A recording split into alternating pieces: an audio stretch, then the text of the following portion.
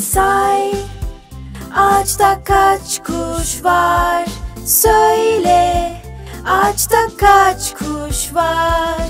1, 2, 3, 4, 5.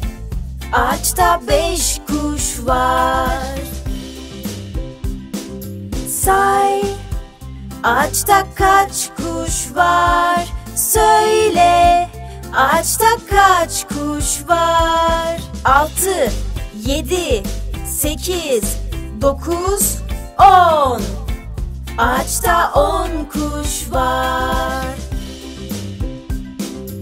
Say, ağaçta kaç kuş var?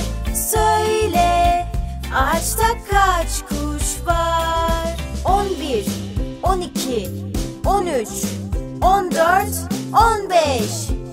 Ağaçta 15 kuş var. Say, ağaçta kaç kuş var? Söyle, ağaçta kaç kuş var? 16, 17, 18, 19, 20. Ağaçta 20 kuş var. Say, ağaçta kaç kuş var? Söyle, ağaçta kaç kuş var?